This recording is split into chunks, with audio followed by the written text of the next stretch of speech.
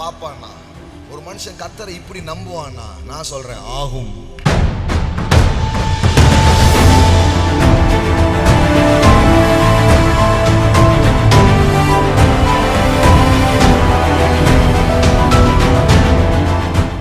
Richness and honor.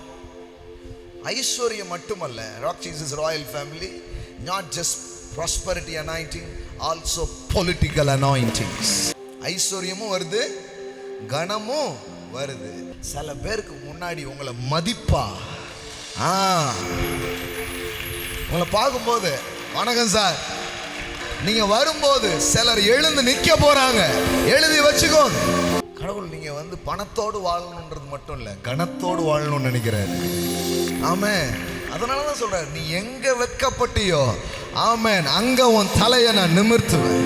நீ வெட்கம் அனுபவித்த சகல இடங்களிலேயும் நான் உனக்கு கீர்த்தியை புகழ்ச்சியை நான் உண்டாக்குகிறவராய் நான் இருக்கிறேன். ஆமென். இன்று அவர்கள் கண்களுக்கு முன்பாக, ஆமென், சில கண்ணெல்லாம் உன்னை டவுனா பார்த்துச்சுல, அந்த கண்ணு தான் உங்களை ஏறிட்டு பார்க்குற மாதிரி, உங்களை மட்டமாய் பார்த்த, உங்களை சாதாரணமாய் பார்த்த, உங்களை அற்பமாய் பார்த்த சில கண்களுக்கு முன்பாக என் தேவனாகிய கர்த்தர் உங்களையும் உங்கள் தலைமுறையையும் மேன்மைப்படுத்தி வைக்கிற ஒரு காலமாக, ஒரு நேரமாய் இது இருக்கிறது. உன் வெட்கத்துக்கு பதிலாய் இரட்டத்தனையான பலன் வரும்.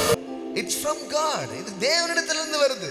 Not only richness and honor, both, amen, come from you. Amen. அது உம்மாலே வருகிறது. தேவரீர் எல்லாவற்றையும் ஆளுகிறவர், உம்முடைய கரத்திலே சத்துவமும் வல்லமையும் உண்டு. எதுக்கு இந்த சத்துவம், இந்த வல்லமை? முடியாது, ஆகாதுன்னு கிடக்கிற என் வாழ்க்கையில அதை கர்த்தர் அனுப்பி என்னை தூக்கி, ஆமே, எவ்வளவு அழகா சொல்றாரு பாருங்க.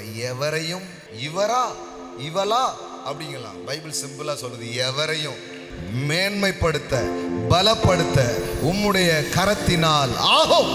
என்ன பின்னணி வேணாலும் இருந்துட்டு போட்டோம், யாரா வேணாலும். ஒரு மனுஷன் இப்படி கர்த்தரை பார்ப்பான்னா, ஒரு மனுஷன் கர்த்தரை இப்படி நம்புவான்னா, நான் சொல்றேன் ஆகும்.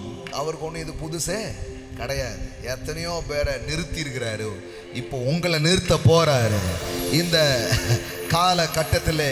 ஆமென். You are the ambassador of the kingdom of God. Amen. நீங்கள் தான் தேவனுடைய பிரதிநிதிகள். தேவன் உங்களை முன்னிலைப்படுத்துகிற ஒரு வேலை நேரமாய் இது இருக்கிறது. Amen.